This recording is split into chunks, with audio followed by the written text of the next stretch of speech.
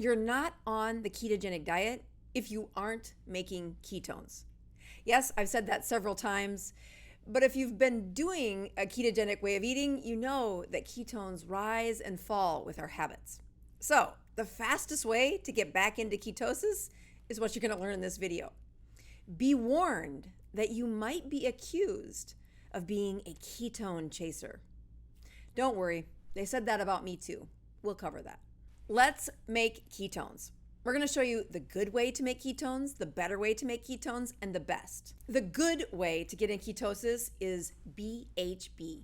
Beta hydroxybutyrate is a supplement. It is a ketone. It's the same ketone that when you prick your finger to see if you're in ketosis, yeah, it's that molecule. Swallowing these molecules puts you into ketosis without any work. Those ketones slip out of your GI system and into your circulation, and they have two destinations. You either burn them as energy or you pee them out. Swallowing those ketones does more than just push you into ketosis. Those circulating ketones have messaging that talks to other cells in your body, specifically within your liver. The downside to swallowing these ketones is, number one, they're pretty costly.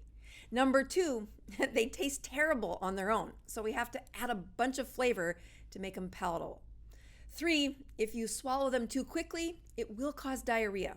You'll be in the bathroom. And four, they only last for a couple of hours in circulation. If you don't burn them as energy, you will pee them out after 2 to 3 hours. Not all is lost. These ketones, while in circulation, do more than just offer energy to your cells. They have a signaling property where the presence of ketones signals your body to make more ketones. Yes, ketones beget ketones. I use this supplement when I've fallen off the wagon or if I'm having a lull in my afternoon and I don't want to take in sugar. This energy boost, although expensive, is a fail-safe way to be in ketosis for 2 to 3 hours. Let's move on to the better way to make ketones. This is MCT. Medium chain triglycerides. These special chains of fat slip out of your GI system and into your circulation. Once there, your liver spins these fats into ketones. So unlike BHB, they're not ready-made. Your body must work for them. This has its advantages. Once swallowing these fats, you will find yourself in ketosis. This double bonus from MCT means you have ketones in circulation for 6 to 8 hours while having these special fats available as fuel as well. Swallowing MCT activates that mechanism that your body needs to practice, taking fats and turning them into ketones. This is one of the advantages for medium chain triglycerides. The downside to MCT is diarrhea. If you start too hard too fast, you'll be trotting to the bathroom.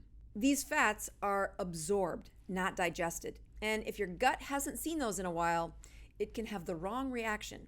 So start slow and gradually increase. A frequent question I get is, Doc, what's the right dose of MCT?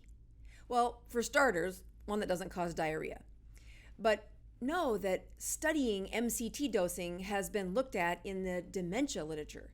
30 to 45 grams of MCT a day has been proven to decrease the mild cognitive impairment that shows up in patients before dementia.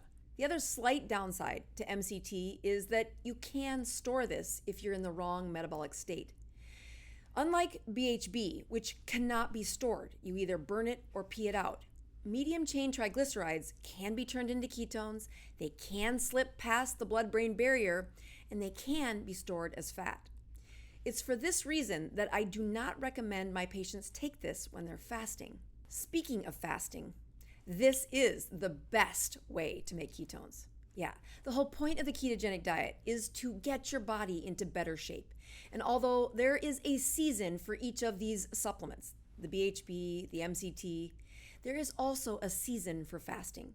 And when your body is in the right shape, that means the chemistry in your body is correct, fasting is a powerful tool that should be in all of your toolboxes, especially if you're trying to reverse these metabolic diseases. So what does it mean to be in the right chemistry for fasting? For starters, it works best if your body has been using ketones in recent days. So BHB helps with that.